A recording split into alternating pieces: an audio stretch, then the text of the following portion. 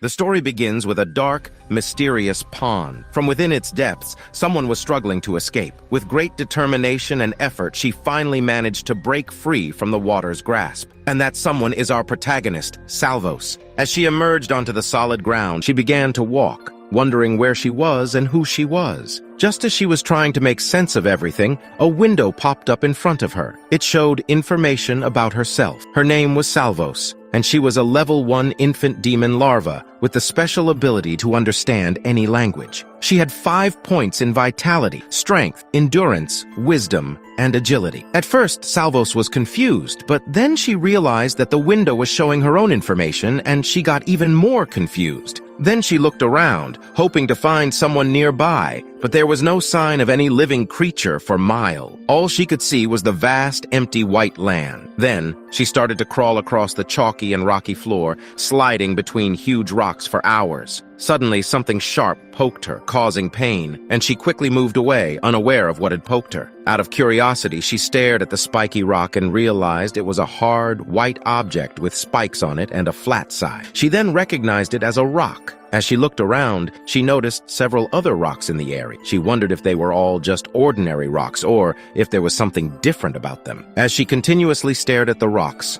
another window popped up, surprising her once more. It informed her that her identification level had leveled up to level 2, and she had been awarded experience points for leveling up a general skill. Feeling clueless at first, an idea suddenly came to her mind. She thought that if she could identify objects with this skill, could she use it on the rocks?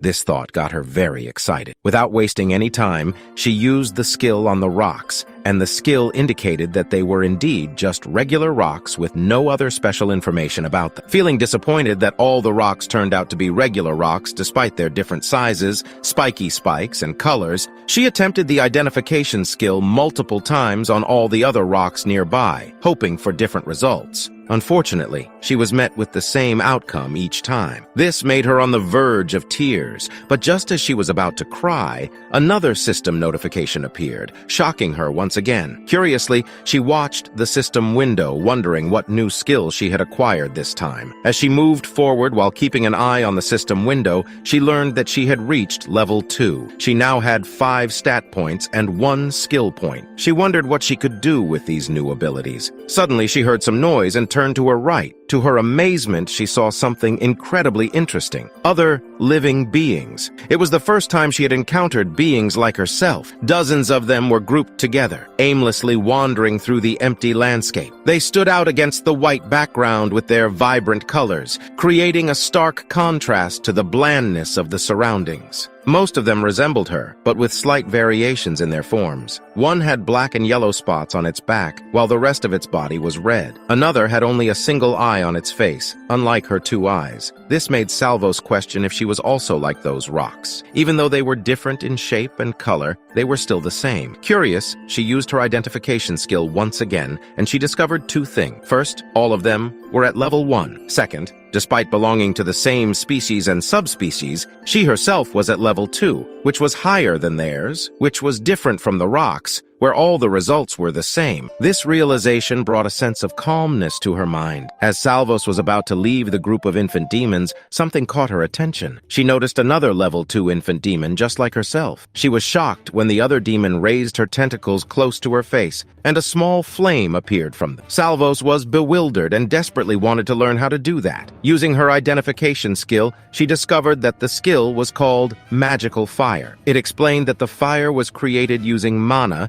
and could be mastered through wisdom. Salvos checked her personal information and understood the system's intended meaning. Since she had 5 available stat points, she decided to allocate 1 point to her wisdom, increasing it to 6 points. As she did so, a spider web-like structure appeared above her, leaving her curious about its purpose. She closed her eyes and opened them again, but the structure suddenly disappeared. She felt devastated, wondering where it had gone. Eventually, she concluded that it might be related to her mana, but she couldn't produce any fire from her tentacles. She was disappointed. However, she didn't give up. Instead, she decided to follow the infant demon who could use magical fire, hoping to learn from her. Before we proceed further into the video, it took a lot of time time and effort to make this video, so if you haven't liked this video and subscribed to the channel yet, please do so. From the bottom of my heart, I thank you all for supporting this channel. Now let's continue with the video. After hours of traveling, all the larvae that had been walking ahead suddenly came to a stop. For some reason, the larvae in front of Salvo's were not moving forward, blocking her view. Determined, she maneuvered around them, trying to find a higher vantage point to see what they were investigating. However, what she witnessed was not something good. As she reached the front, she saw a tall level 5 infant larva, which made her feel scared. Then the level 2 infant demon who could use magic fire stepped forward, scared but determined to fight. She activated her magical fire skill instantly. Salvo's became excited, thinking that now she would save everyone like a hero and that her magical fire skill would be powerful. But before she could finish her sentence, the level 5 larva slammed his head into the level 2 larva, shattering her into pieces. Salvo's was stunned and speechless. Every larva stood in a line, filled with anger, and started attacking the large level 5 larva. However, the result was the same. He killed them with a single blow. The level 5 larva proved to be incredibly fierce and easily overpowered them, causing their blood to splatter helplessly. Observing this, Salvo's became afraid and realized that she had no chance of winning against him alone. She believed that they might have a fighting chance if they worked together. Salvo's remembered the larva with a single eye and started searching for him. However, he and many others had already escaped, leaving their comrades behind. The level 5 larva continued to rampage mercilessly,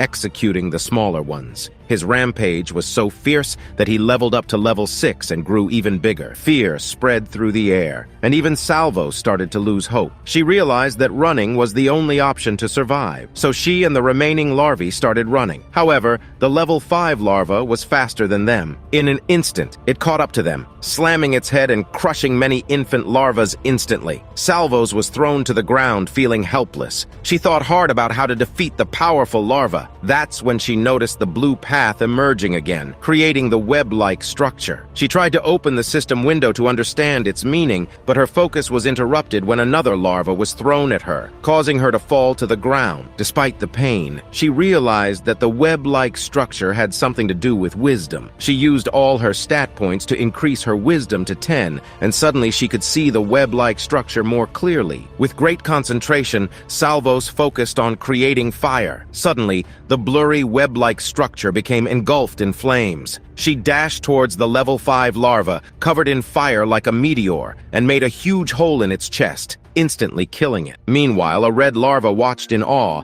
having narrowly escaped death just moments before. As she fell to the ground, she felt a surge of satisfaction. She had finally mastered magical fire. Not only that, but she also leveled up 3 times, gaining 2 new skills. Her current level was now 5, and she had skill points and stat points to allocate. Additionally, she obtained the Fire Strike skill. Salvo's was amazed by her incredible achievement, unable to find words to express her progress. However, her thoughts were interrupted when she noticed a red larva staring at her. Fear trembled through her, as she worried that this larva might harm her. Summoning her courage, she asked, "What do you want?" Salvo's kept her focus on the red larva, waiting anxiously for a response. The red larva continued to gaze back at her without showing any emotions. Suddenly, its eyes sparkled as it observed Salvo's. Curious, Salvo's moved her head, and she realized that the red larva's eyes followed her every movement. "Why aren't you doing anything? Are you just a rock?" Salvo's asked once again, growing frustrated at the lack of a reply. With no answer from the red larva, she decided to walk away. After her victory over the large demon, her main goal was to become stronger and reach higher level. She wandered across the land for days. Along her journey, she encountered wild infant demons who attacked her without any reason. She made a rule that she would defend herself and defeat anyone who attacked her first. Salvo's didn't particularly mind that other demons kept attacking her because defeating them only made her stronger. However, there was one small problem. She was being followed. Just as she was about to engage in a battle with a wild demon, the red larva suddenly appeared and snatched the target away from her. At first, Salvo's didn't mind since this larva was in the company of others who weren't wild, and it didn't seem like he intended to harm her, so she allowed the red larva to accompany her on her journey. However, every time Salvo's got into a fight, the red larva would jump in in and steal her kills.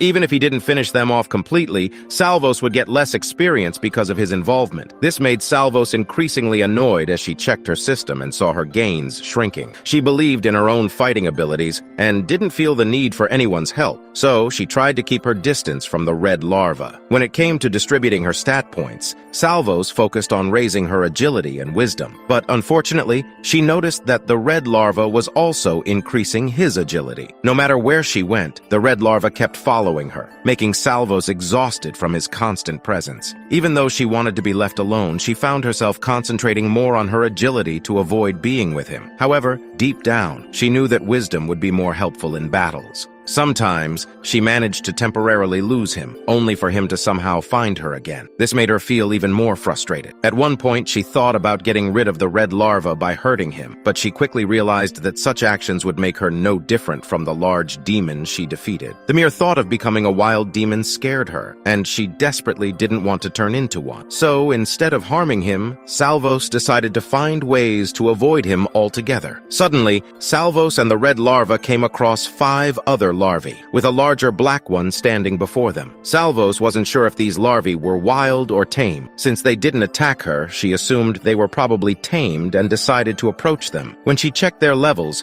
she saw that the black larva was at level 9, while the others were at level 6 or below. Salvos herself had reached level 8 by now. Surprisingly, the level 9 larva pointed directly at Salvos, leaving her completely clueless about his intentions. Salvos thought that maybe he wanted someone to join his team and offered the red larva to him, thinking it would be a way to get rid of the red larva. But the black larva shook his head in disappointment, indicating that he didn't want the red larva. Poor red larva. Nobody wanted him. Once again, the black larva pointed at Salvos, indicating that he only wanted her. However, Salvos still couldn't understand what the black larva was trying to communicate. Suddenly, without warning, the black larva launched an attack, trying to stab Salvos and causing blood to splatter. She was confused, unsure if the attack was intentional or accidental. But before she could react, the black larva prepared another attack, about to hit her. In that moment, the red larva appeared and attacked the black larva, landing punches on his face. Seeing this, Salvos realized that the red larva had come to her aid and that the black larva wanted to hurt her. Although she wanted to help, fear overwhelmed her, paralyzing her body. The red larva fought valiantly on his own, battling the black larva with equal strength. However, the encounter took an unexpected turn when a green, one-eyed larva intervened. He cast a skill and a rock formed, which struck the red larva on the head, causing him to panic. The red larva looked at the other 4 larvae, realizing they were the source of the attack. These 3 larvae immediately started attacking him together, leaving the black larva and Salvos alone. Salvos felt fear gripping her as she watched the events unfold. She looked at the black larva and finally understood that these larvae were not mindless like the wild demons. However, she also realized that they didn't see her as a friend, but as something they could kill to level up and become stronger. While they continued their relentless fighting, Salvos turned her attention to the level 9 larva. It was clear that this larva wanted to defeat Salvos all by himself and gain the experience. The black larva prepared to attack her with his sharp pincers, but she dodged the attack and quickly used her magical fire skill, delivering a solid punch to his stomach that caused him pain. She realized that she was faster than her opponent. Then, Salvos noticed the one-eyed larva getting ready to use his magic rock attack. Since Salvos had put most of her points into agility, she easily avoided the attack. This made Salvos annoyed with the one-eyed larva, and she considered attacking him first. However, the black larva charged at her, reminding her that she needed to deal with him first before going after the one-eyed larva. The one-eyed larva prepared to attack Salvos again, while the black larva challenged her to fight him. Upon witnessing all of this, Salvos felt a surge of anger. The one-eyed larva prepared its magic attack, while Salvos activated her fire conjuration skill. The intensity of her flames made the black larva feel threatened, and as she prepared her attack, the black larva covered its face in a defensive manner. However, to his surprise, her attack was just a distraction. She threw her flame beside the black horn larva and dashed toward the one-eyed larva. In response, the one-eyed larva unleashed its magic rock attack, but Salvos effortlessly dodged it and retaliated with a devastating punch of magical fire, instantly defeating and killing the one-eyed larva. After catching her breath, Salvos looked at the flames and thought about the red larva. He was stronger than the others, but was starting to get outnumbered. Suddenly, an idea popped into her mind, but before she could do anything, the black larva lunged at her with his fangs. She quickly jumped upward, avoiding his attack. In an instant, she dashed toward the other larvas,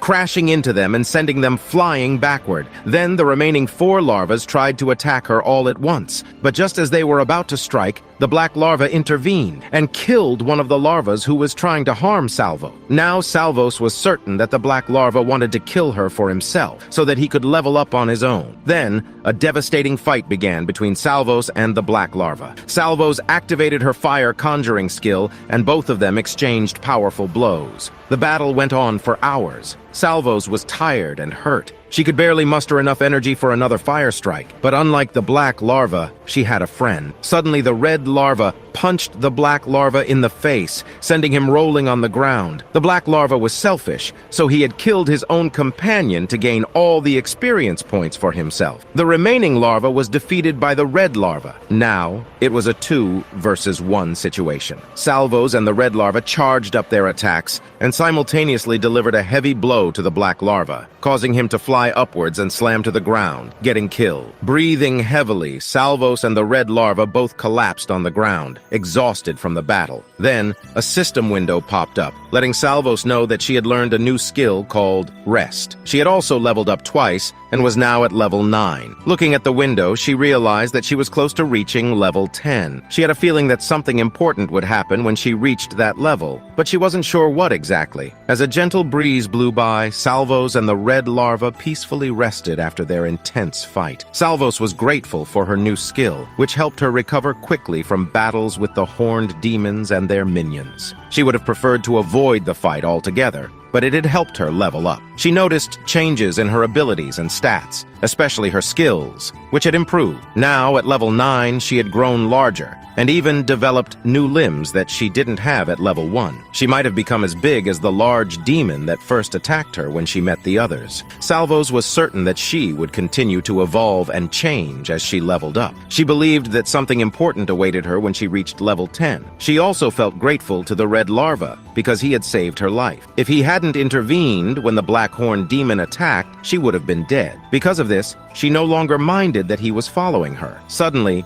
the red larva winked at her teasingly. It seemed like he was joking around and having fun. They continued their journey together, with the red larva faithfully following Salvos. She was grateful for his help and had accepted him as her companion. They fought side by side, defeating many other demons and leveling up together. Then the scene shifts and we see a terrifying-looking demon standing on his balcony, overlooking a world filled with darkness. The demon turned away from the unsettling view and made his way back to his grand throne. As he walked, every other demon in the land bowed their heads in submission. With a commanding voice, he declared that the time had come to deal with the foolish ones who dared to enter his domain. He warned them that only destruction and chaos awaited those who dared to challenge him. The demons listened intently, knowing their king's words were to be heeded. Once seated on his imposing throne, the demon king revealed his terrifying appearance. He possessed long, sharp nails, pointy horns atop his head, and a strong, masculine form. His eyes glowed a menacing red as he issued orders for the survivors to be found and brought before him. He promised rewards for those who faithfully carried out his will. Hearing their king's command, thousands of demons rushed outside, causing the very ground to tremble beneath their powerful strides. Their mission was to locate and capture any survivors who had dared to enter their land. Then the scene shifts and we see they were walking near a cliff. They suddenly heard an unfamiliar noise coming from below. Curiosity got the better of them, and they peeked over the edge of the cliff. What they saw was unexpected and terrifying. A group of angry and fierce demons was marching forward, with oppressed-looking larvas following behind them. Salvos had never seen anything like it before. For the first time, they heard a deep voice coming from a demon with large horns, sharp teeth, and bright red eyes. The demon warned everyone to keep moving and threatened a terrible death for anyone who disobeyed. Salvos and the red larva watched intently, trying to understand what was happening. Then the red larva caught sight of something and drew Salvos's attention to it. It was the one-eyed larva accompanied by captive larvas who were being forced to follow. Salvos immediately recognized the one-eyed larva as the larva who had escaped during their fight with the tall demon larva. Suddenly, some of the lesser demons in the group rebelled, but the higher demon with the large horns swiftly killed them all with one blow. Amidst the chaos, the one-eyed larva tried to make a desperate escape, but a spear of flames was launched, hitting him in the stomach and instantly killing him. The higher demon declared that he had warned them about trying to escape, and he used the one-eyed larva's fate as a lesson for the remaining survivors. He cruelly ordered them to move forward, making it clear that they could never run from him. Salvos and the red larva carefully moved along, keeping a safe distance from the wild demons below. The horrifying scene of the demons effortlessly executing the larvas filled them with deep unease. Suddenly, one of the demons glanced upward, but Salvos and the red larva managed to hide themselves, trembling with fear. As the higher demons moved farther away, Salvos and the red larva took a moment to calm themselves. They looked back at the cliff and noticed something burning with magical flames. It looked like a strange object, resembling a spear. Salvos recognized it as a magical item and quickly slid down towards it. The red larva followed her, feeling anxious. Salvos approached the spear and used her identification skill to learn more about it. However, initially nothing came up, leaving her confused about its origins and purpose. She tried again, focusing deeply on the spear. Suddenly, a system notification appeared, indicating that her identification skill had leveled up from 3 to 4. She was awarded experience for leveling up her general skill. The system informed Salvos that the spear was a medium-grade weapon. It was made of magical flames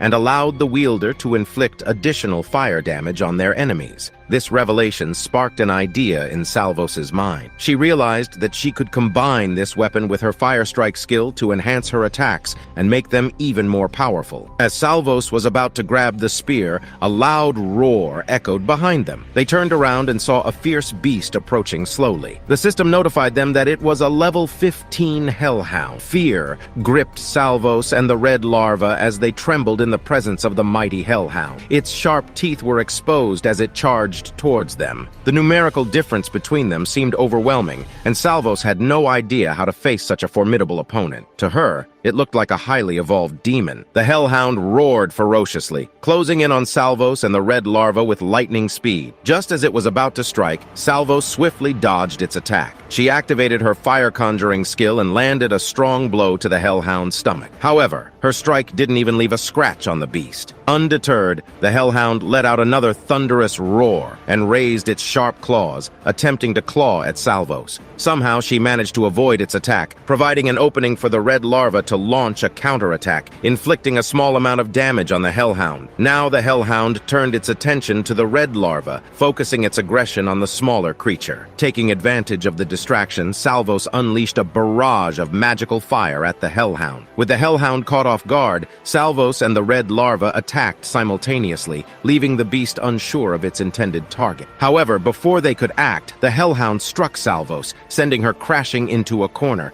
Then, it unleashed a vicious scratch upon the red larva. Salvos realized that her companion couldn't match the overwhelming strength of the hellhound. Looking around, she spotted the spear and an idea formed in her mind. Despite the scorching heat, Salvos summoned all her strength to pull out the spear. She closed her eyes, enduring the burning sensation and the spear's resistance. Finally, she succeeded in dislodging the spear. Glancing at her wounded companion under the relentless assault of the hellhound, Salvos felt frustration surge within her. She commanded the hellhound to stop its attack on her companion and unleashed her fire strike to drive the beast away. As Salvos and the hellhound locked eyes, tension filled the air. Salvos tightly gripped the spear engulfed in flames, ready to defend herself. The hellhound crouched low, preparing to pounce and attack. In the middle, the red larva lay wounded and helpless. With a mighty roar, the hellhound leaped towards Salvos. Acting swiftly, she summoned her fire strike skill to counter the attack. Despite getting scratched on her stomach, Salvos stood her ground and defended herself. As the hellhound readied itself for another strike, it charged towards Salvos with a thunderous roar, mouth wide open. Seizing the opportunity, Salvos struck the hellhound in the mouth with the spear. Combining the spear's power with her fire strike, she delivered a devastating blow that instantly killed the hellhound. The hellhound collapsed to the ground, defeated by Salvos' relentless assault. A congratulatory system window appeared, praising her victory over the formidable foe. Salvos leveled up twice, reaching level 11. She felt a surge of satisfaction at her triumph. However, the elation was quickly replaced by intense pain and exhaustion. She sank to the ground, gasping for breath, her body filled with agony. As Salvos struggled to catch her breath, her vision became blurry. In her weakened state, she saw the red larva rushing towards her in a panic. Just as she closed her eyes, something mysterious happened. The system notification informed her that evolution was now available. Salvos had the chance to evolve from being an infant demon into a lesser demon. The concept of evolution was a bit confusing to her, but the system explained that she had fulfilled the requirements for 5 different subspecies evolutions. Surrounded by darkness, Salvos was presented with several system windows, each displaying a different subspecies option. The choices included Fiend, Fire Fiend, Hellhound, Imp, and Zealous Imp. Feeling uncertain, Salvos examined the shadowy images of the lesser demons. None of them felt quite right to her except for the Zealous Imp. With determination, she declared, "This is me," and chose the Zealous Imp as her evolved form. She closed her eyes and experienced a floating sensation as the system notification confirmed the successful completion of her evolution. When Salvos opened her eyes, she noticed that her vision had become sharper than before. As she looked at the red larva,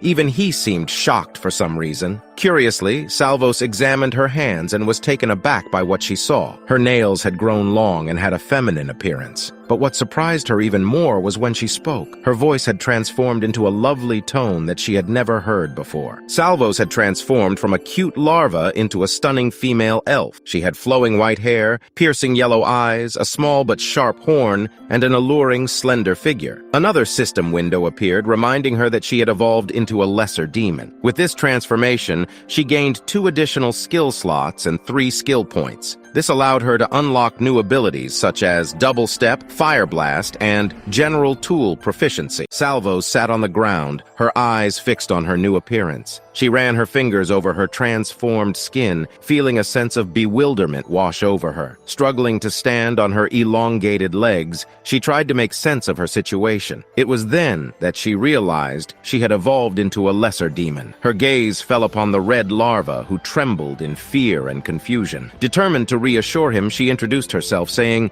"It's me, your companion." However, the red larva continued to crawl away, sweating and trembling. Salvos sat down to level their heights and extended her arms towards the red larva, offering a friendly gesture. Eventually, the red larva approached and shook hands with her. Suddenly, another hellhound appeared from behind, surprising both of them. Salvos looked around, feeling annoyed. Upon checking the system, she discovered that this hellhound was only a level 13 demon. She grabbed her spear, activating her passive skill, General Tool Proficiency. With determination, she faced the hellhound, ordering the red larva to stay back. The hellhound was furious and ready to attack, but then, to their surprise, several more hellhounds emerged, varying in levels and sizes. Despite the overwhelming numbers, Salvos fearlessly prepared to confront them. One wolf lunged at her, and she immediately used her fire strike skill, striking the hellhound with her spear. She first defeated a level 13 spike hellhound, earning additional experience points. But the battle wasn't over. 3 more hellhounds approached her, and Salvos swung her spear, hoping to intimidate them. However, the hellhounds became even more enraged and continued their advance. Then, Salvos pointed her finger at a hellhound and cast her new skill, Fire Blast. The power of her attack turned the wolf into ashes. Salvos then grabbed the red larva and held him tightly. In an instant, Salvos leaped over the hellhounds using her double-step skill, running as fast as she could. However, the hellhounds pursued relentlessly. While running, Salvos maintained a smile, urging the red larva to hold on and not let go. She didn't want to leave him behind. Glancing behind her, she used Fire Strike to attack the chasing hellhounds, continuing to run while keeping the red larva close. Eventually, she spotted a cliff and considered that jumping might help them lose the hellhounds. But their plan was interrupted when a large foot stomped down, blocking their path. A massive hellbeast, a level 22 demon, stood before them. The hellbeast growled menacingly, and Salvos retaliated with a fire blast. However, the hellbeast emerged unscathed from the flames. The hellbeast struck Salvos, and she attempted to block the attack with her spear. But the hellbeast's strength overwhelmed her, slamming her into a corner. She closed her eyes, feeling intense pain, yet still held onto the red larva. When she opened her eyes, she was surprised to see the hellbeast attacking the hellhounds instead. Seizing the opportunity, she ran as fast as she could while the hellbeast was distracted. The hellbeast crushed the hellhounds with its massive foot as Salvos fled with the red larva. Unbeknownst to her, the red larva had also leveled up from a level 9 to a level 10 demon larva. The red larva flinched upon realizing this and soon lost consciousness. The scene shifted. Salvos and the larva lay on the ground, panting from their escape. Salvos took a moment to catch her breath, relieved to be away from their enemies. Checking her system, she discovered that she had become a level 10 zealous imp. She had gained 5 stat points and 3 skill points. The system notifications indicated that she had leveled up from 10 to 12. Standing up, Salvos looked back and assured the larva that there was no need to be afraid, because she would protect. However, before she could finish her sentence, something unexpected happened. Instead of the red larva, a man now stood behind her, with long hair, red skin, and elf ear. He greeted her kindly with a smile. The man towered over Salvos, making her seem like his little sister. She was clueless about who this man was. A system window appeared, revealing that the man in front of her was a level 10 fiend. With the significant height difference, Salvos began to suspect that this man was the evolved form of the red larva, especially after she noticed only a pool of black ink where the larva had been. Studying the man intently, Salvos readied her fist to attack, her teeth gritted in determination. Surprisingly, the man burst into laughter, further confusing Salvos. Angrily, Salvos questioned why he was laughing and demanded him to stop. The man replied that her reaction was so hilarious that he couldn't help but laugh, even without knowing why. The man introduced himself as Heek, and they laughed and talked happily for some time. Salvos joyfully expressed that she had always considered him her companion and hadn't known he had a name. Heek responded that indeed he did have a name, and Salvos was his leader. Salvos felt puzzled as to why Heek saw her as a leader. He reminded him that he had followed her after she saved him from that tall larva. With a dumbfounded expression, Salvos asked if that was the reason why he had been following her. She had always thought he was trying to steal her levels by killing her. Heek replied that he would never do such a thing. Salvos then asked if the reason Heek followed that level 2 larva was because she had saved him at some point. Hearing this, Heek's face turned sad, and he explained that he followed the larva because they were like a family. Heek revealed that he found himself in an inky black liquid, born alongside others, and only Salvos joined them later on. Heek felt a sense of sadness as he realized that the others were no longer there, leaving only him and Salvos. Observing Heek's sadness, Salvos tapped his hard abs to ask if he was okay. Heek honestly replied that he was genuinely sad. He felt upset that he had been grouped with others, his companions like Salvos, but they had either died or been captured by wild demons. Salvos still didn't fully understand Heek's feelings at that moment. While she wasn't entirely sure about the exact reason for his sadness, seeing Heek in this state made Salvos feel sad herself, and she didn't like it. In an attempt to comfort him, she held Heek's hand and reassured him. "The others may be gone, but I'm still here. You're the one who said that I'm your leader," Salvos stated. This realization seemed to dawn on Heek, and Salvos continued, "As long as you follow me, you won't be alone." A wide smile brightened Salvos's face as she spoke these words. Heek responded with a slight smile and nodded in agreement. Walking together, Salvos told Heek not to be sad anymore. She assured him that wherever they went, they would be together, fighting side by side and leveling up together. Suddenly, they noticed a giant spider approaching them. Heek agreed with Salvos's words, expressing his belief that as long as they were together, they would be fine. The spider attacked, and Heek blocked its attack with his arm. Salvos swiftly rushed towards the spider, slashing its abdomen with her spear combined with her fire strike skill. Heek joined the fight, fight, grabbing one of the spider's legs and twisting it. Salvos unleashed her fire blast, striking the spider, and then jumped to stab its head with her spear. The spider screamed in agony, spitting out green blood. Together, they successfully defeated the giant spider, and both of them leveled up. Heek had reached level 13. As they prepared to leave, Salvos felt slightly irritated that Heek had leveled up twice, while she had only leveled up once. She jokingly remarked that it was unfair for her that he was leveling up faster. Heek reminded her that she was already at level 15, which made it harder for her to level up. Salvos chuckled and was about to say something, but then their system windows appeared simultaneously, surprising them both. They conversed and realized that they had received the same notification. Now entering the Demon King's domain. They continued walking for a long time, but they found nothing. Heek suggested leaving the place, but Salvos insisted that they had barely explored the area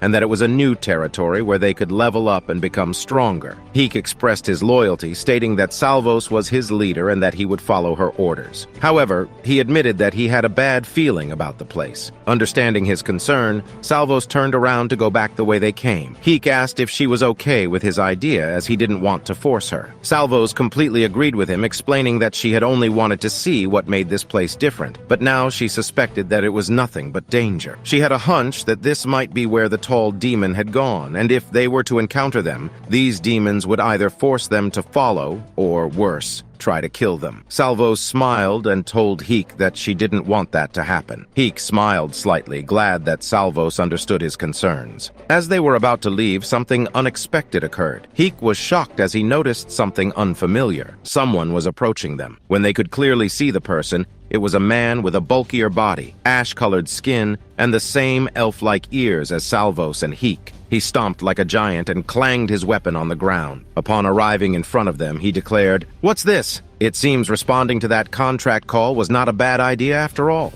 2 survivors and lesser demons at that. That's quite a feat," with a smile on his face. Salvos and Heek readied themselves for a potential fight in case this man intended to harm them. At this point, Heek couldn't see the man's level, so he asked Salvos. Salvos could clearly see the man's level and informed Heek that he was a level 42 Daejan. She believed that they couldn't fight a Daejan at their current hour. The Daejan grinned, showcasing his sharp teeth, and boasted about being a greater demon, an evolution above Salvos. She struggled to comprehend the power he possessed over her. Holding her spear tightly, Salvos spoke up, telling the Daejan that they were not wild demons. She explained that they didn't want to fight him and there was no reason for them to engage in battle. Salvos politely requested the Daejan to leave them alone and promised that they wouldn't cause him any trouble. However, the Daejan argued that those wild demons Salvos mentioned were not different from him and Salvos herself. He believed that they were all selfish creatures driven by their instincts to kill and level up. Annoyed, Salvos retorted that even if the Daejan defeated them, the experience he would gain would be insignificant. "You have nothing to gain from fighting us," she shouted. The Daejan slammed his weapon on the ground and disagreed, asserting that Salvos was wrong. He revealed that he knew Salvos had developed her identification skill to a high level, an unexpected ability for leveling up. Salvos was shocked by the Daejan's knowledge about her. Noticing Heek's size, the Daejan speculated that he was not just an ordinary fiend. He deduced that Heek had undergone an uncommon evolution, possibly even a rare one. The Daejan declared, "Now come with me, lesser demons, to greet your king." Salvos and Heek were unsure about what to do, considering the vast difference in levels between them and the Daejan. They believed they didn't stand a chance, so Salvos decided it was better to follow the Daejan for now. However, before complying, Salvos wanted to know what the Daejan intended to do with them if they followed him. "You must be mistaken, imp. That wasn't a request," the Daejan replied, surprising Salvos. Without warning, the Daejan attacked them with his massive weapon. Salvos and Heek swiftly dodged, but Salvos stumbled and fell to the ground. The Daejan approached her and coldly informed her that he would drag their half-dead bodies to his lair if necessary. He planned to fulfill the contract and receive great rewards from King Rignorix, the Demon King, for capturing both a fiend and an imp.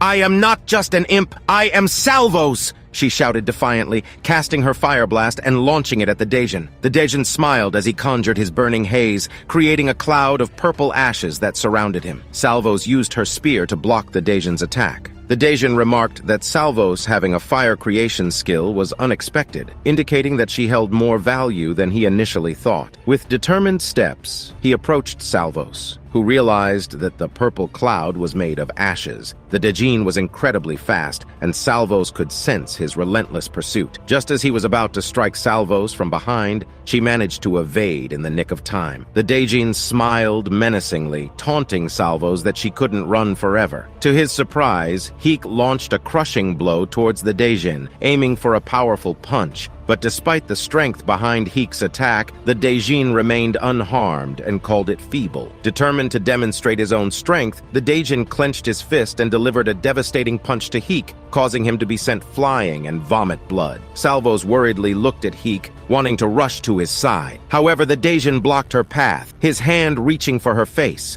Anger surged within Salvos as she clenched her teeth. She unleashed a fire strike, combining it with her spear, and attacked the Daejin. The Daejin, familiar with the weapon, caught it with his bare hand. He slammed his weapon on the ground, causing the earth to tremble and shatter. Salvos swiftly jumped back, avoiding the powerful force unleashed by the Daejin. The Daejin now had a wound on his hand and blood dripped from it. He realized that Salvos wielded a medium-grade weapon, and he was puzzled about how a lesser demon like her had obtained it. However, Salvos had no intention of answering his questions. Filled with anger, the Daejin raised his weapon high and unleashed his tremendous skill. The sphere of ash and cinder, a swirling circle formed above him, which he planned to use as a projectile to attack Salvos. Since he believed that Salvos didn't want to come with him, he decided to eliminate her and take Heek instead. For the Daejin, having one captive was better than none. Salvos quickly dodged the attack from the Daejin and used her double-step skill to create distance between them. Even though she managed to escape the assault, she could still feel the pain lingering. It became clear to her that if she hadn't used double steps to evade the attack, it could have ended her life. However, Salvos knew that she couldn't rely on double steps every time. She realized that the Daejin would be prepared to strike again, and next time she might not be able to dodge it. Just as the Daejin was ready to deliver a fatal blow, a sudden appearance disrupted the scene. Heek emerged and boldly rode onto the Daejin's shoulder, grabbing his head tightly. "Escape! You can do it!" Heek shouted to Salvos, urging her to get away. Salvos hesitated, not wanting to abandon her companion, but before she could react, the Daejin managed to break free from Heek's grasp and struck him forcefully. Heek was sent flying, and Salvos, feeling a mix of guilt and regret, fled the scene, apologizing silently for leaving her companion behind with their enemy. Then the scene shifts, and we see the Jinn carrying Heek on his shoulder, somewhere in the distance. Blood drops fall from Heek's wounds, creating a trail behind them.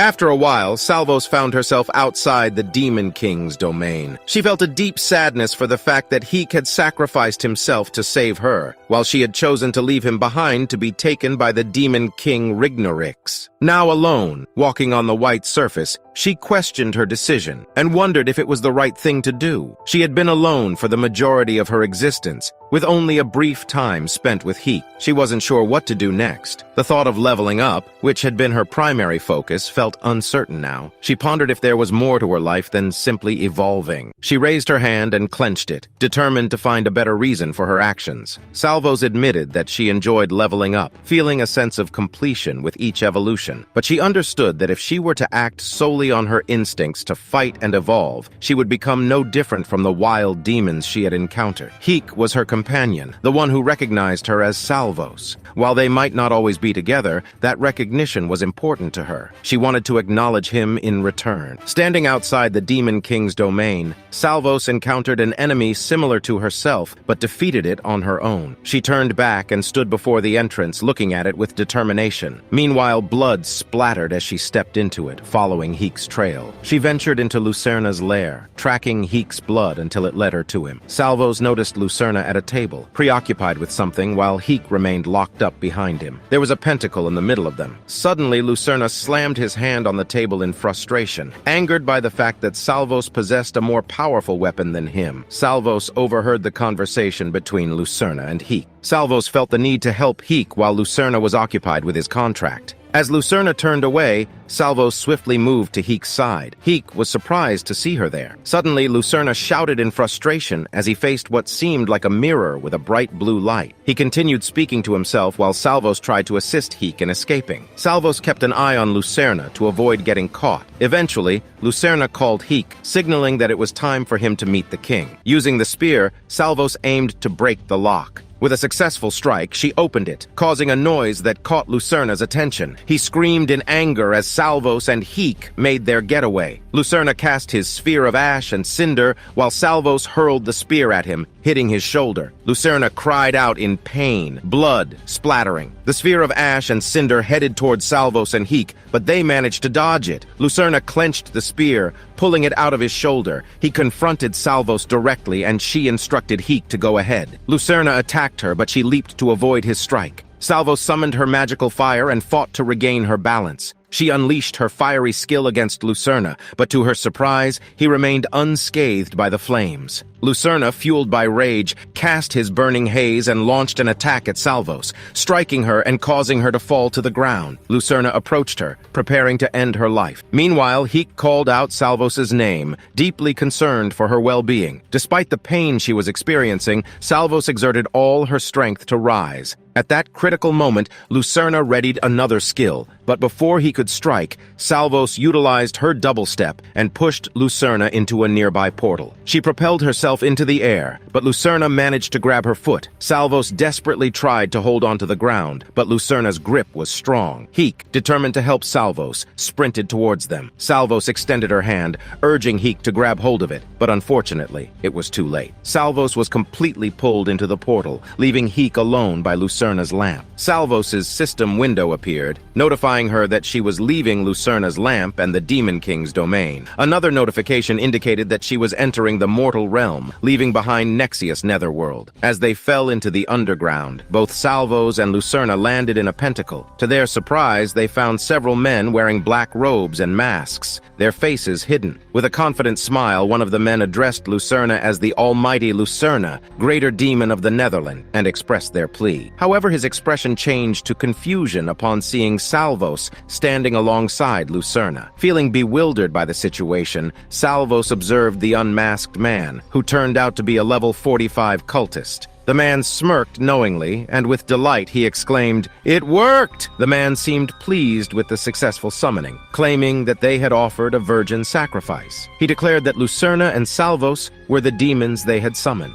He stated that he had fulfilled the terms of their contract by providing the sacrifice and now demanded their assistance. His request centered around a town called Dawnwind. He revealed that he had once been infatuated with Lucy. As the cultist continued his narrative, Salvos noticed that the choker around Lucerna's neck had shattered. Disregarding this, the cultist went on to share his personal story. Filled with excitement, he had planned to ask Lucy out. However, his dreams were shattered when a group of gold-ranked adventurers, led by a warrior named Nolan, arrived in town. Lucy fell in love with Nolan and eloped with him, leaving the cultist heartbroken. As Salvos listened to the man's story, tears filled his eyes and his voice trembled with emotion. However, Salvos couldn't understand any of his sentiments or why he was sharing this story. The man suddenly screamed, filled with hatred and a burning desire for revenge against Nolan and his band of adventurers. He called upon Gin Lucerna, pleading for the powerful Lucerna to destroy Nolan and make him pay for what he had done. Salvos, feeling overwhelmed and confused, began searching for an escape route. She spotted an exit, but 3 lower-level cultists stood in her way. One of them interrupted the level 45 cultist's rant, reminding him of their true goal, seeking revenge against King Hale for his oppressive taxation. The level 45 cultist dismissed their goal, claiming that not even a mighty demon like Lucerna could destroy the king. Suddenly, Gin Lucerna erupted in anger, his restraining ring broken. He unleashed his fury upon the cultists, attacking them one by one with his spear. The cultist tried to remind Lucerna of their contract, but the powerful demon ignored him. Witnessing the chaos unfold, Salvos saw her chance to escape. Seizing the moment, she leaped out of the pentacle, casting a terrifying fire strike that scared away the cultist attempting to block her path. The cultists ordered their followers to stop Salvos, but their commands fell on deaf ears as Lucerna turned his wrath upon them. Meanwhile, Salvos made her escape, narrowly avoiding a spear thrown by a cultist. Now facing 3 cultists blocking her way to the exit, they attacked her with magic and weapons. In response, Salvos unleashed another fire strike, defeating 2 of the cultists and leaving only 1 standing. The last remaining cultist lunged at her with a spear, but Salvos retaliated with a powerful fire strike, breaking the spear and leaving the cultist defenseless. Unbeknownst to her, 2 other cultists had sneaked up behind her and slashed at her back. Despite the pain, she fought back, unleashing a devastating fire blast that defeated both of them. She continued running, getting closer to the exit with every step. Finally, she leaped out of the cave and into a forest, dashing away without looking back. However, she stumbled over a rock and fell to the ground. She realized she had managed to lose her pursuers. As Salvos checked notifications about her increasing attributes, exhaustion overcame her and she passed out. She was awakened by a dream of Heek's voice urging her to run. She found herself alone in a strange green land, realizing she had entered the mortal realm. Although everything still hurt, she was grateful to be alive. Suddenly, she heard a rustling sound behind her. Turning around, she expected to face a fearsome hellhound, but was surprised to find herself face to face with a level 18 dark wolf. Despite the pain and confusion, Salvos readied herself for the fight. With a single fire strike, she defeated the wolf. Annoyed by how easy the battle was compared to her previous fights, she prepared to continue her journey back to the netherworld. As she made her way, she couldn't help but be distracted by the beauty of the creatures she encountered along the way. Butterflies, snails, caterpillars. They were all so different from what she was accustomed to, but the sky puzzled her the most as it changed colors, shifting from blue to orange, then dark, before returning to blue again. As Salvos continued her journey through the unfamiliar realm, she couldn't shake the feeling of being hunted. The rustling sounds would always precede the appearance of wolves intent on attacking her. Frustrated by these constant encounters, she fought them off using her fire magic, growing more irritated with each battle. Upon reaching level 19, Salvos came across a wolf pup that had no level indicator. Before she could ponder this strange occurrence, a massive level 30 dark wolf emerged, clearly the leader of the pack. "So is this the last of your pack? That's why they were all such low levels, right? I've already taken care of the rest of your pack," Salvos questioned, provoking a fierce growl from the wolf. She realized that the wolf was angry with her for killing so many of its pack members. Addressing the remaining wolves, Salvos stated, "Your minions attacked me first, and that's why they're all dead now. I'm prepared to take all of you down, including the level 30 dark wolf." Two wolves suddenly leaped at her from behind, but she was ready. Without even looking, she swiftly struck them down with her fire strike. The lower-level wolves retreated into the grass, leaving only their leader behind. Salvos activated her fire strike skill and focused, keeping an eye on the wolves hiding in the grass, attempting to confuse her. Suddenly, 3 wolves sprang forward simultaneously to attack her, but Salvos managed to defeat them all. Blood splattered around her as she kneeled on the ground, catching sight of another approaching wolf. With a roar, the wolf lunged at her, but Salvos quickly used double step to charge at it, striking with a powerful fire strike. The wolf managed to escape through a shadow portal. Undeterred, Salvos continued her assault on the remaining wolves, almost defeating them all. Unbeknownst to her, the level-less wolf had regained consciousness and stood behind her. Seizing the opportunity, the level 30 dark wolf emerged from the shadow portal and attacked Salvos, biting her arm. Pain shot through her, causing her to scream out. Enraged, she unleashed a fire blast, targeting the dark wolf. However,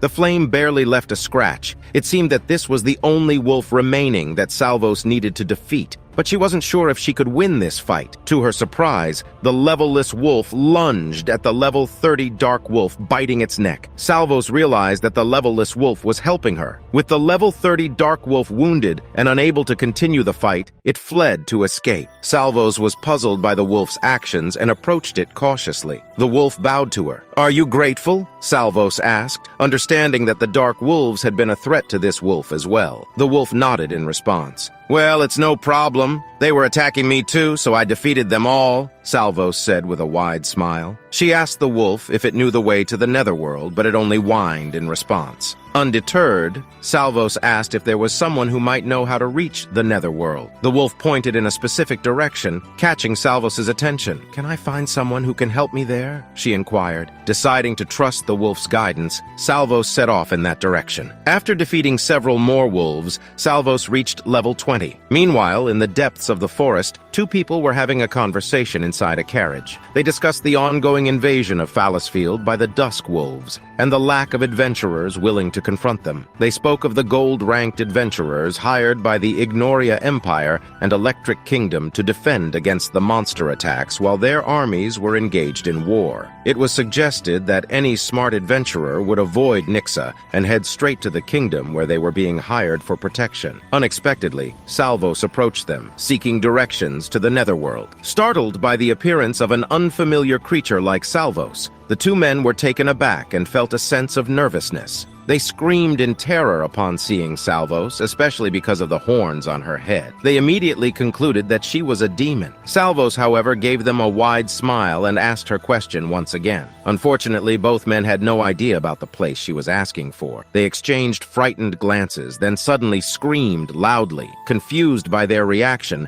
Salvos activated her fire strike skill and prepared herself for a fight. But to her surprise, the two men quickly ran away, screaming about a demon leaving their carriage behind. Salvos deduced that the men must have thought she was about to attack them, which frightened them into fleeing. She felt disheartened that she didn't get an answer to her question. She glanced at the horse, hoping it could somehow provide some information, but all it did was snort, startling her. Nonetheless, Salvos continued her search for someone who could give her the answer she sought. Every time she approached people with a friendly smile, they screamed and ran away in fear. She began to realize that this was a common human response to encountering a demon. She wondered if all humans reacted like this when they saw a demon. She remembered the cultists who had chased her instead of running away, realizing that they must have known she wasn't a dangerous demon. The people she encountered in this new place seemed afraid simply because they didn't realize she posed no threat. Lost in her thoughts, she noticed something interesting ahead, a village. Within the village, she overheard a man reporting to a warrior that he had seen a demon in the nearby forest. According to the warrior, there were reports of a large demon responsible for destroying Fairdale. The man added that he had encountered an imp wielding 2 bloody daggers, chasing him just outside the village. Spotting Salvos, the man pointed her out to the others. Salvos waved at them, flashing a broad smile while holding her flaming daggers. "Demon!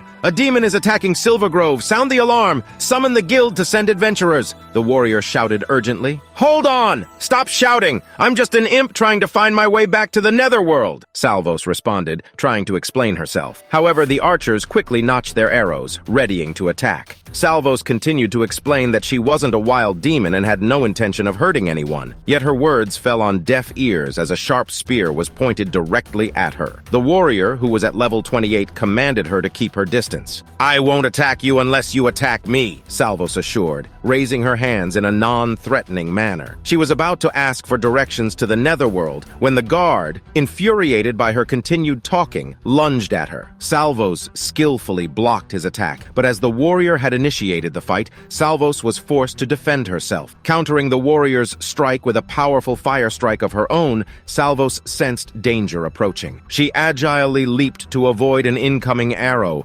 realizing that the archers were also attacking her. Left with no other choice, she threw one of her flaming daggers, hitting an archer in the shoulder. Furious at their refusal to listen to her, Salvos noticed a group of warriors armed with shields and swords surrounding her. Among them, a level 18 mage caught her attention. He was casting a spell that looked highly dangerous. As one of the warriors tried to attack her, Salvos used her double-step skill to swiftly jump over him and strike him with a fire strike. She repeated this maneuver with the other warriors. The mage unleashed his magic towards Salvos, who skillfully dodged and weaved to avoid the spells. In a swift move, she struck the mage with her flaming dagger, incapacitating him. Standing tall, Salvos twirled her dagger confidently and declared, "You're all weak." However, before she could celebrate her small victory, another group of warriors and low-level adventurers arrived at the scene. "It's time to protect Silver Grove. Whoever kills the demon will receive 50 gold coins," declared a level 14 warrior, igniting a new challenge for Salvos. In a state of being outnumbered and uncertain about where her adversaries had come from, Salvos felt overwhelmed. As the mage launched another attack at her, she was struck by the powerful magic and fell to the ground, weakened and trembling. To her surprise, the mage remained standing despite her previous counterattack. A warrior charged at Salvos, but despite her weakened state, she managed to skillfully dodge his attack. Her attention was drawn to one of the warriors drinking something that emitted a green light, which she realized was a healing potion. The man then handed the bottle to another injured warrior, advising him to drink it. The mage warned everyone to be cautious, mentioning that their level 50 captain, Nathan, was on his way. Hearing this, Salvos made a quick decision to escape. She utilized her double-step ability to swiftly get away, with the warriors giving chase. As night fell, Salvos successfully eluded her pursuers. Leaning against a tree, panting and wounded, she felt defeated. She pondered why everything in the mortal realm seemed intent on causing her harm. She longed for Heek, her companion in the netherworld, who accepted her for who she was. Clenching her fist, she made a vow to become stronger and compel these humans to reveal how she could return to the netherworld. Continuing her wandering, Salvos kept her eyes peeled for anything useful. Spotting a level 24 wild green stag, she seized the opportunity to challenge it, driven by her desire to grow stronger not just for herself, but also for the sake of Heek, her soul companion. Her determination paid off as she defeated the green stag single-handedly. Salvos then came to a realization that the mortal realm was teeming with its own kind of wild demons or monsters, such as the dark wolves, who would attack her without hesitation. These creatures were wild, devoid of reason, and didn't recognize her as one of their own. To them, she was simply an obstacle to be overcome. After triumphing over a large beetle, Salvos leveled up to level 21. Fearlessly facing various monsters, she rapidly increased her level to 23 by vanquishing a group of golems. Annoyed by the abundance of rocks in the area, she kicked a small one. The rock careened around until it struck someone who had been drawn to the cave by the loud noise. At the sight of the figure clad in a black cloak, Salvos found herself at a loss for words. Despite using her identification skill, she couldn't discern any information about him, not even his level. This made her wary, as the inability to identify his level indicated that he was significantly higher in level than she was. Additionally, she was puzzled by her inability to determine his subspecies. The man tightened his grip on his sword, coming to the conclusion that Salvos, the imp before him, was responsible for attacking Silvergrove and destroying Fairdale. Charging towards her, Salvos desperately tried to explain that she hadn't attacked or destroyed anything. "These golems attacked me first, just like the green stag, dark wolves, and all those other monsters," she protested. The man was taken aback by Salvos' ability to speak like a human. Salvos clarified that she had been attempting to communicate with humans all along, but they had always run away from her. She insisted that all she wanted was to know how to return to the netherworld, but no one had provided her with an answer.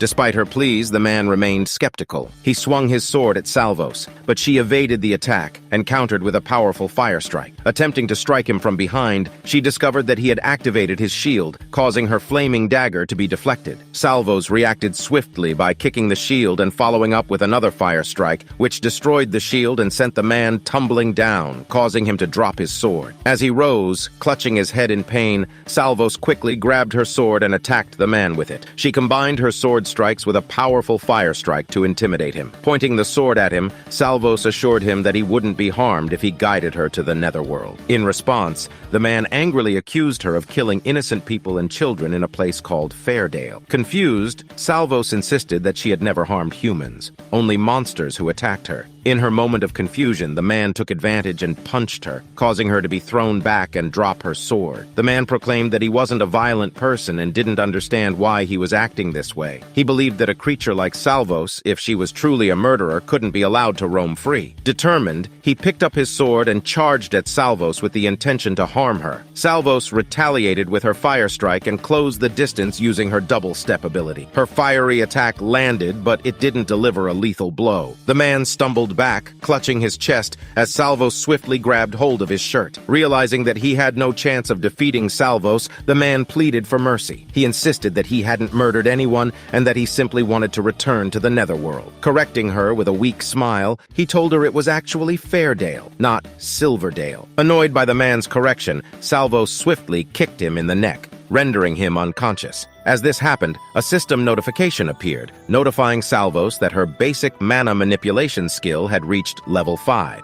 Standing with the man's sword in her hand, Salvos noticed a ring that she had found. The man regained consciousness and realized he was still alive. He also noticed that Salvos was holding his ring. Salvos recognized it as a ring of lesser protection, a medium-grade item that could absorb damage and recharge over time. Sensing its importance to the man, she hesitated to return it. The man attempted to retrieve his ring, but Salvos threatened him with his own sword, leaving him with no choice but to remain silent. She pointed out that she could have killed him for the experience points, but chose not to. Demanding to know the location of the netherworld, she warned him that he needed to tell her if he wanted to leave alive. However, the man insisted that he genuinely didn't know. Infuriated, Salvos accused him of lying, but he pleaded with her, stating that he had never been to the demon's realm and begging her not to kill him. To his surprise, Salvos accepted his answer with a wide grin, releasing him and warning him that any further attacks would result in his death. As the man prepared to leave, he hesitated and asked once once more if Salvos truly hadn't been the one responsible for destroying Fairdale. Salvos assured him that she hadn't,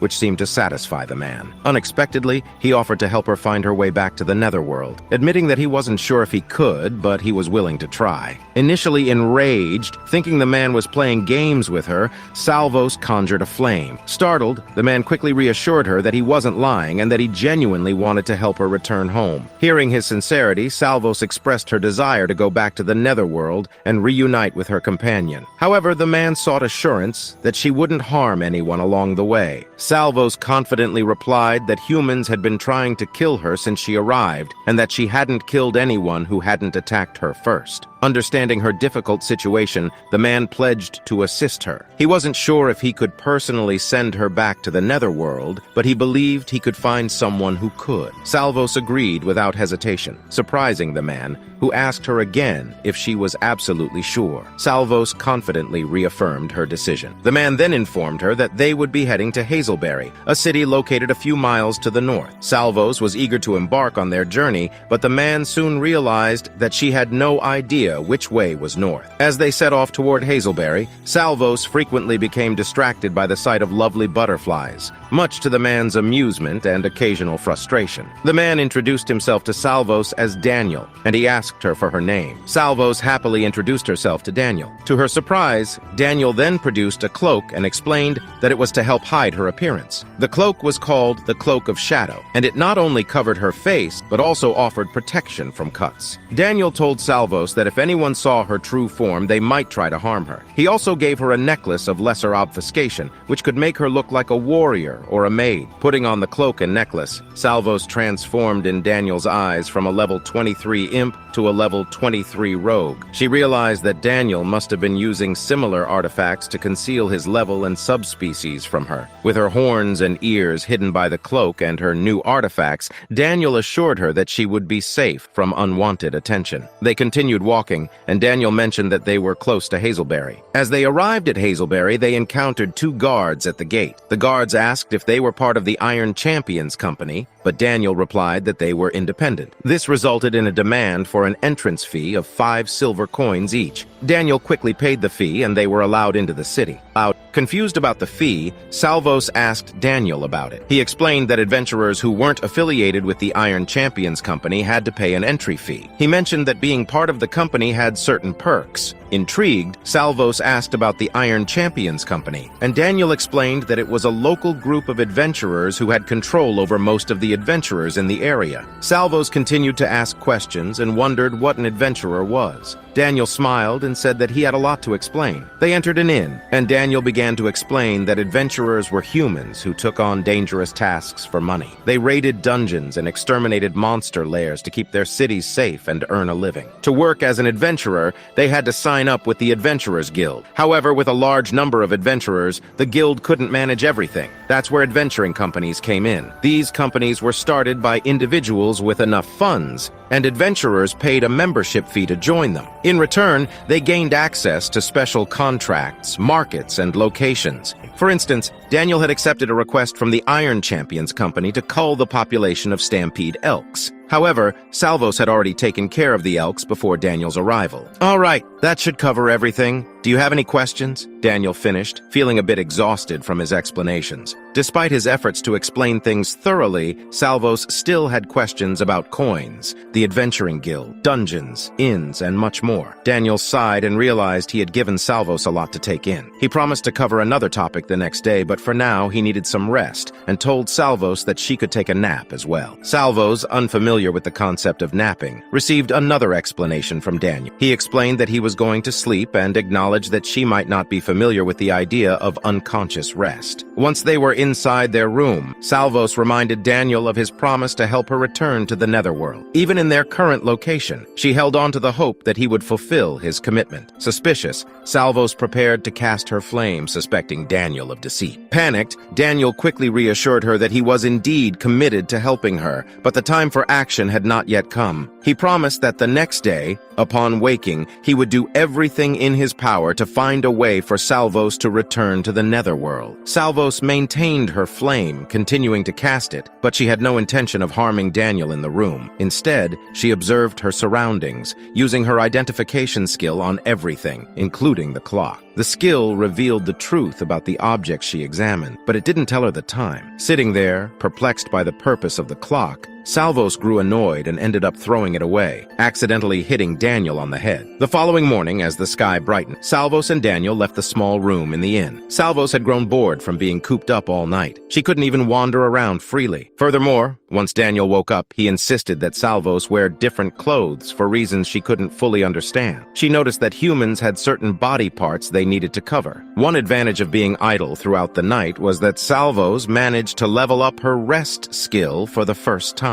Although she wasn't entirely sure of the benefits this higher level brought, she assumed it allowed her to recover more quickly when resting. As they walked, Daniel suddenly asked about the events of the previous night. Salvos replied, "I kept trying to use my identification skill on the clock. It tells time, but it never told me what time is." Daniel smiled, relieved that Salvos hadn't encountered a serious problem. He informed her that they were nearing the Adventurers Guild and reminded Salvos to stay close and avoid drawing attention. When she asked if she should sit down instead, he didn't answer, thinking she wouldn't understand for the time being. Upon reaching the Adventurers Guild, Salvos noticed the murmuring crowd and decided to use her identification skill on Daniel. She was shocked to learn that he was only a level 15 warrior. To her, he seemed much stronger than that. Daniel explained that he was actually at a higher level, but was using a necklace of greater obfuscation, which could conceal both his class and level. He didn't go into detail about why he chose to hide his level, claiming it was complicated, which left Salvos feeling frustrated. Inside the guild, Salvos activated her identification skill and observed numerous adventurers of varying levels. As Daniel approached an attendant, Salvos tapped him to inquire about her return to the netherworld. Daniel cautioned her to be quiet and not share such things aloud as it could put her in danger. He assured her that he would gather information and do his best to find a way for her to return, holding Salvos's hand as they proceeded. Then Daniel went to the receptionist to ask about the situation,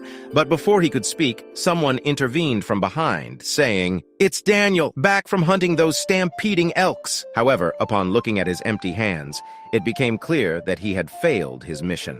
Blake approached Daniel, but Salvos stepped in between them, blocking his path. Blake jokingly referred to Salvos as Daniel's girlfriend, suggesting that Daniel was acting tougher because of her presence. Daniel quickly denied the claim, stating that Salvos was not his girlfriend and requested not to involve her. When Blake asked what Daniel would do about it, Salvos questioned Daniel if Blake was his companion. Daniel distanced himself from any association with Blake, expressing his desire to not be linked to him. As they prepared to leave, Blake remarked that Daniel was merely bragging about tasks he couldn't accomplish. He was about to continue his mocking when he suddenly paused, seemingly realizing something. Daniel grew anxious, fearing that Blake had discovered Salvos was a demon. However, Blake simply laughed, excited to learn that Salvos was not just an ordinary girl, but a level 23 rogue. Curiosity piqued, Blake inquired why Salvos hadn't joined the Iron Champions Company yet, as they were actively recruiting. He claimed they had access to special locations throughout Silver Grove and Fallisfield, even offering Salvos the opportunity to explore a newly discovered dungeon. "Would you like to join us and gain access to these exciting adventures?" he asked. Daniel remained silent, observing the conversation unfold. Salvos turned to him, asking if he truly disliked Blake. After Daniel confirmed his dislike, Salvos declined Blake's offer. Frustrated, Blake grabbed her and questioned her decision to choose a novice like Daniel over him. Annoyed by his behavior, Salvos clenched her fist and delivered a powerful punch to Blake's groin. Blake was sent flying backward, landing on the ground in agony, crying out in pain. Salvos gestured for Daniel to accompany her outside. Once they were away from the commotion, Daniel informed her about her attack on Blake. Salvos defended herself, explaining that she had only done so because Blake was trying to force her to go with him, and his behavior reminded her of someone she disliked. "But you said you wouldn't attack anyone," Daniel pointed out. Salvos clarified, "I didn't say I wouldn't attack. I said I wouldn't execute anyone. And as far as I remember, you didn't say there was anything wrong with hurting them. I only punched Blake. I didn't even use my claws." Daniel scratched his head and informed Salvos that she had hit Blake in a vulnerable spot. Daniel, feeling a bit uneasy, asked her not to hit him in that same spot, as it would cause a lot of pain. "I can't promise that. Now, how do we get back to the Nether, my home?" Salvos inquired. "We'll start by visiting the library and then head to the local temple." The library was a treasure trove of books, holding vast amounts of information. However, despite searching through the many resources, neither Salvos nor Daniel found anything that could help Salvos return to the Netherworld. After their unsuccessful search in the library, Salvos walked away with a disappointed expression on her face. Daniel hurriedly caught up with her, apologizing for not finding the information they needed. He had hoped the library would have more useful knowledge, but he admitted that most of it was already known to him. "They didn't have anything for us?" Salvos asked angrily, glaring at Daniel. Their only remaining option now was to visit the Temple of Hazelberry. As they made their way to the temple, Salvos remained skeptical, suspecting that Daniel might be misleading her. According to Daniel, temples were places where humans gathered to summon spirits. He explained that these spirits were similar to demons, originating from a different plane of existence and fulfilling contracts for humans. However, unlike demons from the Netherworld, these spirits came from the spirit plane and were not considered evil. Although Salvos didn't fully understand what Daniel meant, they entered the temple and were greeted by a level 31 priest. The priest warmly welcomed them and inquired about their purpose at the humble sanctuary of fauna. Daniel confirmed their intention to learn more about summoning rituals. The priest expressed their willingness to show anyone interested in spirits the remarkable way they were connected to and became part of their world. Although he clarified that he was not the head priest, he hoped to provide satisfactory service to them. These temples served as bridges between the mortal realm and the spirit plane, allowing summoners to form contracts with their summoned spirits. While Salvos observed the surroundings and appeared confused by human practices, Daniel asked her to save her questions for later. They followed the priest further, heading to the summoning pool, a tool used by the sanctuary of fauna to aid in summoning their spirits. As Salvos looked at the pool, she saw her reflection in the water. The priest explained that water was one of the fundamental elements in nature often overlooked by humans. It was vital for sustaining life, yet only spirits could thrive without it. The temple used water as a medium to establish a connection, attracting spirits that were concerned with life. Daniel found himself puzzled about how the portal functioned, and sensing his curiosity, the priest was willing to answer his questions. However, before doing so, the priest inquired about his motive for seeking this wisdom and if there was something specific he wished to achieve. Daniel struggled to find the right words, since their visit was primarily to help a demon return to her own world. While Salvos listened to the conversation, she couldn't help but be drawn to her own reflection in the water. Suddenly, her eyes widened as she saw a pink wolf emerge from the pool. The priest informed her that the wolf's name was Sakura, a level 42 beastkin. Fear coursed through Salvos, making her instinctively want to run away. However, Sakura smiled at her, mentioning her unique name. The priest reassured Salvos, explaining that Sakura was the guardian spirit of their temple. Sakura had been protecting the temple since its establishment, even after the priest who summoned her passed away. This was a testament to the enduring power of contracts between humans and spirits. As the priest affectionately patted Sakura's head, Daniel wondered if he should do the same. The priest encouraged him, stating that Sakura enjoyed such gestures. However, when the priest asked why Salvos and Daniel sought this knowledge, they were unsure of how to respond. Daniel explained that adventurers were seeking to fulfill a contract to slay a rampaging demon in the towns and villages of Fallsteel. They hoped to find an alternative to direct combat, as they were not yet at a high level. They considered banishing the demon back to the Netherworld. Sakura interjected, remarking that the situation was not what it seemed. She explained that a cloak could deceive the eyes but not the nose. She claimed to smell the scent of ash and blood, causing Salvos and Daniel to grow anxious. While Daniel spoke of their intent to slay the demon, Sakura criticized his focus on devising tricks. She warned that the demon would continue to grow stronger and wreak havoc until either everything was destroyed or the demon itself was defeated. With those haunting words, Sakura leapt away, leaving Salvos and Daniel puzzled by her cryptic message. The priest apologized for Sakura's enigmatic nature, explaining that she often spoke in such ways. The priest also shared his belief that banishing a demon back to the netherworld was unlikely. Demon summoning and spirit summoning were vastly different. Demon contracts were short-term, and it was ultimately up to the demon to decide whether it returned to its realm. Armed with these insights, Salvos and Daniel posed more questions before bidding farewell to the priest. Again, without getting any useful information, Daniel apologized to Salvos and continued to say that the spirit had only spoken nonsense. However, suddenly Salvos seemed to understand something. She shouted, "Lucerna!" and explained that the demon attacking humans was called Lucerna. Daniel asked who Lucerna was, and Salvos replied that he was a greater demon summoned by a cultist to assassinate a king or something similar. She admitted that she didn't hear the details clearly when they were summoned, as she was confused at the time. Upon hearing this, Daniel shouted, questioning how Salvos knew so much about the greater demon and why she didn't share this important information sooner. Salvos explained that she was forcefully summoned alongside the greater demon and wasn't aware that in the human realm, demons could only come through summoning. She had assumed there were other demons present, similar to the netherworld. Feeling betrayed, Daniel pointed his finger at Salvos, accusing her of deceiving him and causing people to die. Before he could finish his sentence, Salvos delivered a devastating punch to Daniel's groin, causing him to fall to the ground. She asserted that she was not a liar and that she genuinely didn't know the specifics of demon summoning in the human realm. In pain, Daniel apologized, admitting that his anger had gotten the better of him. He acknowledged that it wasn't Salvo's fault. Getting up from the ground, he suggested that they needed to go to the Adventure Guild as soon as possible to inform them of the situation. When they arrived, they were met with a large gathering of people, and Bleak informed them that the demon attacking humans had been spotted near Maple City and could arrive there at any moment, shocking both Salvos and Daniel. And that concludes the video. What adventures await Salvos next? We will find out in the next episode. Thank you for watching. Bye.